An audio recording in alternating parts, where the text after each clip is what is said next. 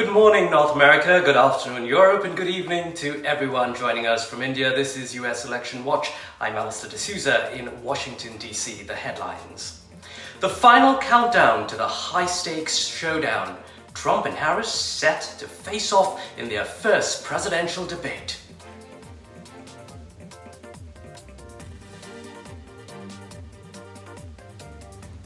A government shutdown looms as Congress faces a funding fight. Democratic lawmakers say funding is being weaponized by the Republicans.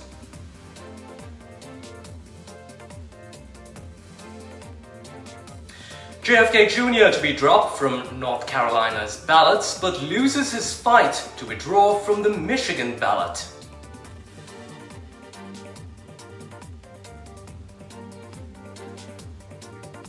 US rock band White Stripes sues Trump for the use of their hit song, accuses the Trump campaign of a flagrant misappropriation.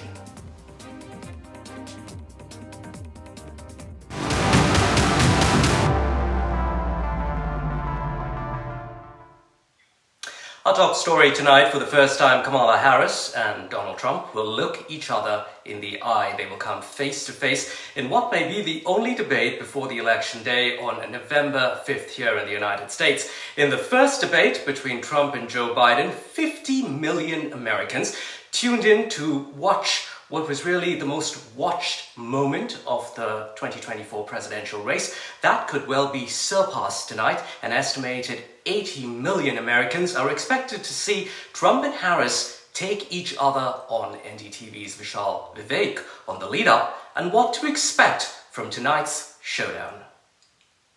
Now compare what Donald Trump plans to do. He wants to impose what is, in effect, a national sales tax on everyday products and basic necessities that we import from other countries. They have traded barbs. Kamala Harris is a radical California liberal who broke the economy, broke the border, and broke the world, frankly. And attacked each other over policies and other issues. Now, the time has come for a showdown, as the theatrics will culminate into their first presidential debate when the ABC News hosts them for one of the most important nights in the election race. According to reports, the former president has been reviewing policy positions with advisors in the lead-up to the debate. Other reports suggest that Trump has been fine-tuning the theatrics of his performance. He has experience on his side, as he has already been on a presidential debate stage 6 times. His confidence was palpable when he said last week that he's been preparing all his life for this debate. On the other hand, this is Kamala Harris's presidential debate debut, with just a few weeks to prepare for the big event. Harris has spent the past week in a Pennsylvania hotel, going through policy books. To counter Trump's expected theatrics, the Harris team has reportedly built a mock television stage, which is fully fitted with a debate podium and has a proper lighting. According to reports, top advisors are playing the role of Trump, even dressing up like the 78-year-old. This idea that they're all against it is just ridiculous. And this is the guy who says the state should be able to have it. You don't even know whether you're pregnant or not, but you cannot see a doctor and have him decide on.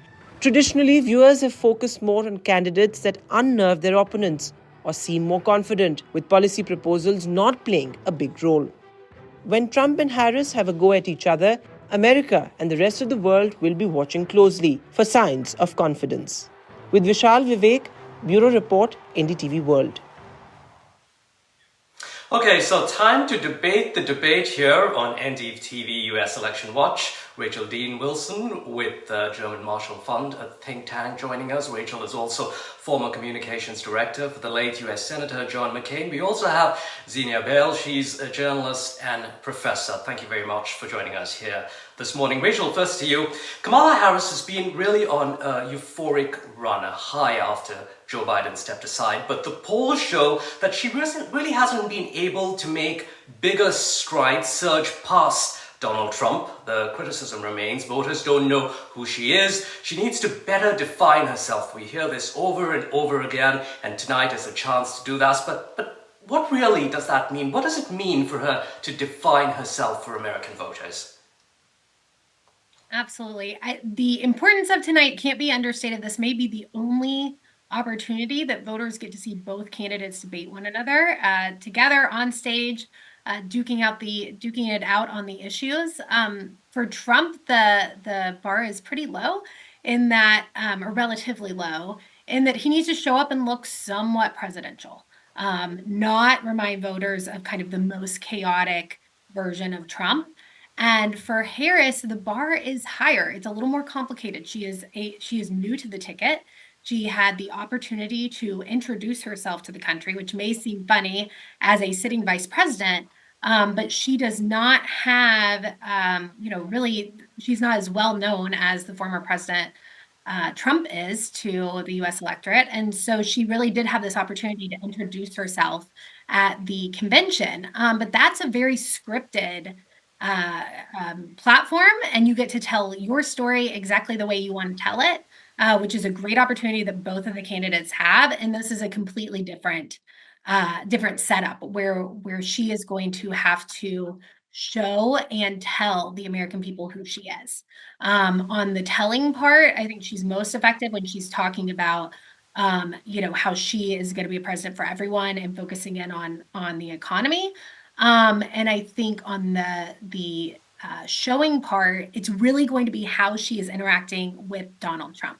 And so there is a fine balance there. She doesn't want to get out over her skis in aggressiveness if he is going to play it safe and calm and cool and collected.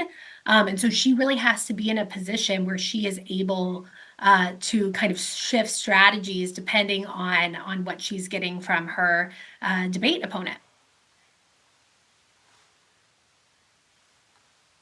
Right, Senia, what about you? What are you hoping to hear from Kamala Harris tonight? So firstly, I'm very excited for this debate, and I'm going to start off with actually talking about the Siena Times poll, which shows that both the candidates, Kamala Harris and former President Donald Trump, are pretty much neck to neck, specifically in the key swing states, right? And when we talk about the key swing states, we also have to talk about the policies and what the viewers want to hear from both these presidential candidates, right? One is a vice president. Of course, she is coming fresh to this presidential debate. This is her first presidential debate. We've seen her with Pence in the vice president debate that we saw in the last election. And then on the other hand, you have Donald Trump, who's at this point, I'd like to call him a veteran for presidential debates, right? We all remember how he targeted Hillary Clinton, calling her a nasty woman. And then also he said that he's going to send her to jail. So it's going to be very interesting how this plays out, right? Will he attack her specifically on policies with regards to economy, inflation, immigration, abortion, social security, Medicare? All these are internal issues. Foreign affairs with regards to, of course, the war in Ukraine, the war in Gaza, right? Their stance on Israel for both the candidates. That's what voters want to hear about, right? We are unclear currently regarding Trump's stance on quite a few key policy-related issues. His issues on, we know about taxation, but let's say childcare, for example, which is very important, very relevant to a very large voter base. We know about his stance on immigration, right? He wants to continue to build the wall if he comes to power.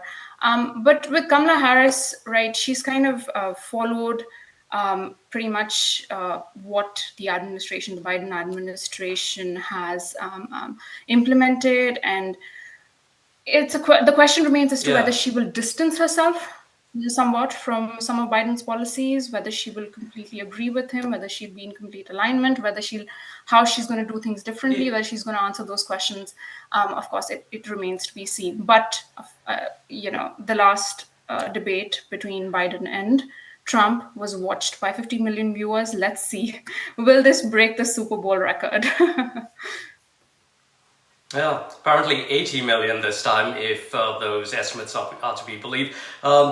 Rachel, talking about Trump's strategies, right? Zena alluded to that as well. One of the things that we're likely going to see, he's going to try and link Harris deeply with Biden. She's just a continuation of the Biden presidency, not this breath of fresh air in terms of a new start and change that Americans want to see. So on the debate stage, how is Trump going to try and define Harris for the world? Yeah, and they really are in this battle, both Harris and Trump, to define Harris as a candidate. And so you're going to see that play out on the debate stage tonight.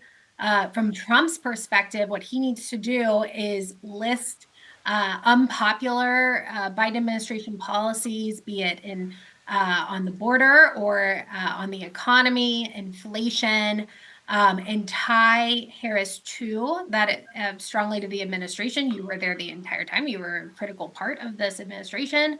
And present her as not a change agent, but a continuation of the way Americans feel right now about the challenges in this country, and there is a feeling that those are immense.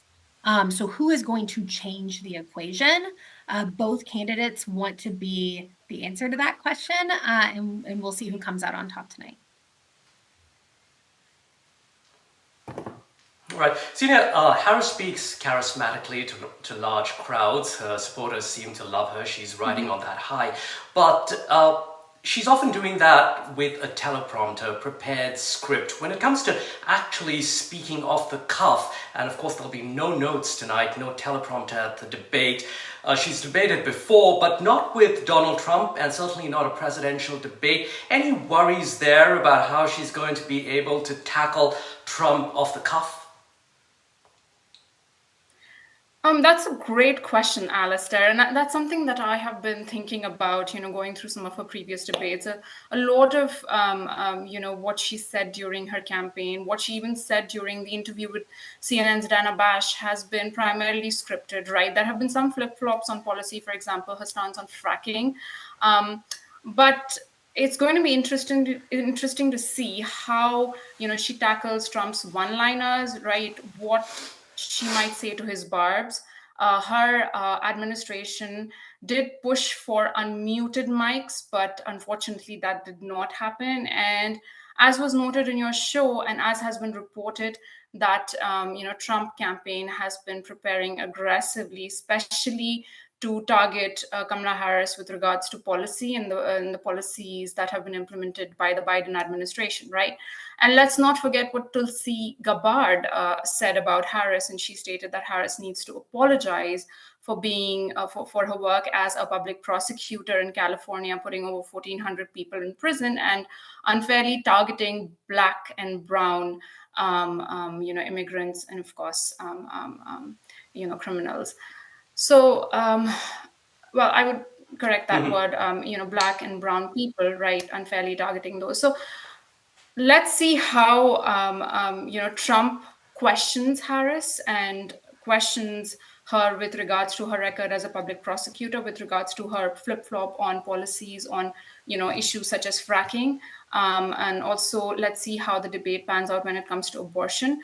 But given Harris's record as being, as you said, a charismatic leader, somebody who is very articulate, right, especially given the performance that we saw from Joe Biden in the last presidential debate, I think that Harris will be able to successfully combat Trump and, bring the focus to policies and bring the focus to what the voters and viewership actually want to hear about, right? I mean, we've seen all his social media messages calling Kamala Kambala and lying Kamala and all the misogynistic comments. But of course, his team has told him to dial that back and not do a repeat of 2016. And actually, the Kamala Harris, I read in New York Times that Kamala Harris's administration is really hoping that we see a repeat of 2016 so that she can, combat him and provide those one-liners that she's very famous for too, right? So let's and that's what they're kind of hoping for, right, Rachel? A repeat of a very, very emotional Trump going on to a rant, because according to reports, Trump has in fact privately acknowledged how his first 2020 debate, the 2020 debate, not the most recent one, with Joe Biden didn't go down well. If you recall, he repeatedly spoke over Biden. Biden famously said to him, "Will you shut up, man?" And then soon after that debate, Trump's polling numbers declined after that first debate there. Now, given Trump's dislike for Harris, do you think he's going to keep his emotions in check? Because he really needs to come across as presidential. He does need to come across as presidential. One thing I do want to make clear, though, from a campaign strategy perspective, both campaigns, part of the strategy is to goad the candidates in their campaigns. So even the Harris campaign is doing this with ads targeting Donald Trump specifically to kind of rile him up before tonight, hoping that they can amp up the conversation and the public pressure so much so that he will have a 2016 moment. I think if the Donald Trump that showed up against Joe Biden shows up tonight, that the Harris campaign is in trouble, because there were so many opportunities during that debate with Joe Biden where Trump could have, made the story about himself, and he really reined it in. So if there's a reined in Trump tonight, I think that is a more difficult situation for Harris to react to than if he is more of the 2016 version where he's cutting people off. Now, there's a muted mic in between questions and answers, so he will not be able to just ramrod anyone who's speaking. I mean, I remember watching, the 2020 debate. I remember watching the 2020 debate, and I thought, well, we've ruined presidential debates from this point forward, because it was actually unwatchable. And so I think we might get around some of that with this this format tonight. And it proved me wrong, because the debate Biden and Trump was more consequential than almost any debate before it. So yes, we will have to see what comes tonight. Right. Okay, so Rachel, Zena, do stay with us. We want to get your reaction on an unfolding story now. Democrats accusing Republicans of weaponizing government funding. So what's going on? Well, funding for the US government runs out on September the 30th for ordinary Americans. A shutdown would mean closing things like national parks, limiting other public services, and furloughing millions of workers just before the elections. Now, former President Donald Trump's urging Republicans to force a shutdown unless certain demands are met. In order to agree to the funding the government, House Republicans want legislation requiring people to prove U.S. citizenship when they register to vote. Now, quite an interesting development there over the last few days. Senia, foreigner voting in the US federal election is extremely rare. Besides, it is already against the law for non-citizens to vote in federal elections. Do you agree that the whole issue here is, as the Democrats would say, being weaponized just weeks before the elections? Yes, Definitely. Absolutely. I mean, my apologies. Was that a question for me? I can let my fellow panelists speak first. Go ahead, Rachel. Go ahead. Yes, go ahead. Okay, sorry about that. I will say this is definitely playing politics ahead of the elections, but that's what they do really well on the Hill. We're used to almost shut down every 6 months or so now, and both parties play their part, and they do some political maneuvering. But at the end of the day, I am not concerned about a shutdown actually taking place because it does not benefit anyone, but particularly the Republicans going into election season to shut down the government. On the legislation and the voting piece of this, non-citizen voting is not a big issue in the United States, but there has been an effort to spin that up, which I do find concerning because you're talking about the issue of immigration, which is incredibly hot button, and our election administration, and our election administrators are under a lot of pressure right now. And so, we would like to bring down the temperature on the non-citizen voting. This definitely amps up the temperature on the non-citizen voting. But on a baseline voter ID, kind of have your ID to vote in US elections, it's a very popular concept with the American public. So that's why it puts puts Democrats in a tricky position. Right. Zena, you heard Rachel there. She's not to worry about how this is going to play out, but what do you think? We've seen how previous shutdowns are always down to the wire at the last moment. You know, either side agrees to some concessions and then the funding proceeds. But this time around, I was just wondering, because Democrats will have to tiptoe rather carefully. There could be voter backlash if they disagree to the Republicans' demands, no matter what the reality is on illegal voters, so to speak. It's the perception that matters going into the polling day. Yes, absolutely. You know, Allister, as you said, and my fellow panelist, definitely about the perception that matters, right? Let me read out what Republicans are, harping over and what the actual issue is, right? From AP News, which is that Republicans are adding a hot button immigration issue to the measure by requiring states to obtain proof of citizenship, such as birth certificate or passport, when someone registers to vote. I think it goes back to the debate about immigration and a porous border that the United States shares, and a lot of immigration, not just from Mexico, but from Central America, right? That's been a big issue in this election. And I'm going to actually show you this flyer that had been dropped off at my residence, if I can put it up to the camera. And one of the big issues here, this is for advertising for the Republican Party, paid for by Donald Trump's campaign. And it states that immigration is one of the bigger issues, right? A porous border. So, of course, this is going to interestingly play out as we talk about government funding, though we see the Congress and, bipartisan sort of debate regarding federal funding. We've seen it play out many a times in the media through election cycles that we've all experienced. So It's nothing new that there has been debate, but bringing up the issue of immigration, of course, it definitely is kind of a continuation of Donald Trump's campaign and the constant debate and discussion about immigration and how Republicans are targeting Democrats for having that porous border and not doing enough to secure our borders. Rachel and Zena, thank you so much for your time this morning. Really appreciate it.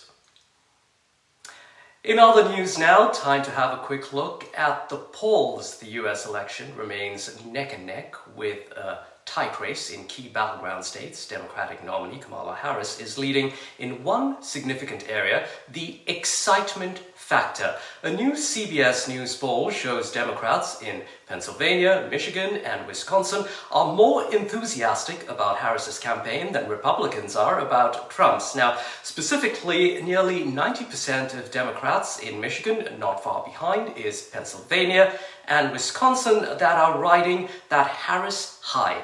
In comparison, 78% of Republicans in Michigan are excited about Trump's campaign. That number slightly lower in Pennsylvania and Wisconsin.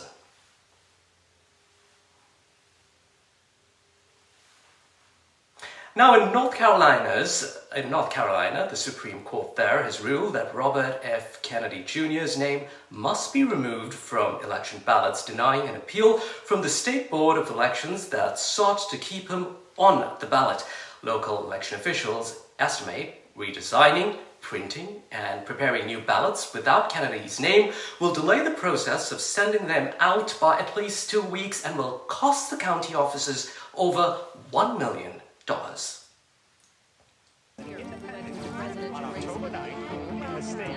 That it's time to heal a divided nation and return the power to the people. Robert Kennedy Jr.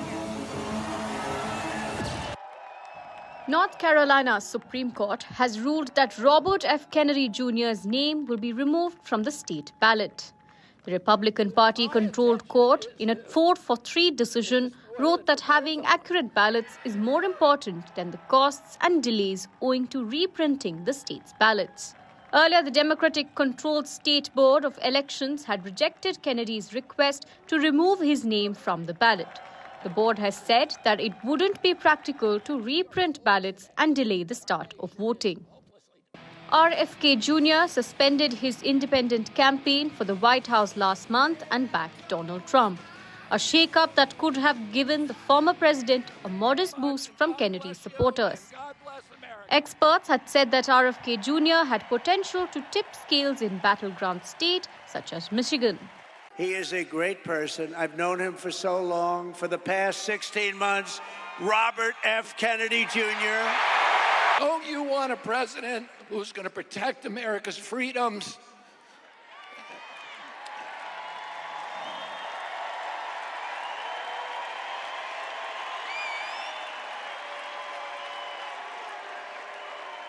And who is going to protect us against totalitarianism?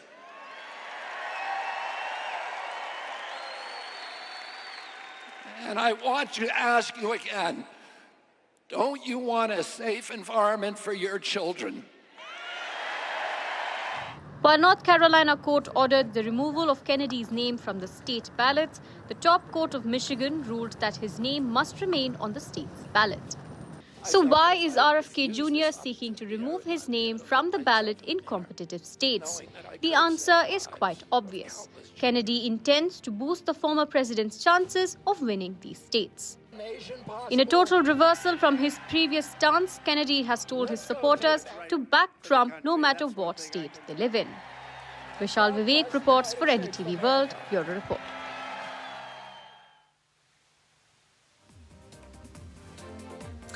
That's it for US Election Watch. I'm Allister in Washington, D.C.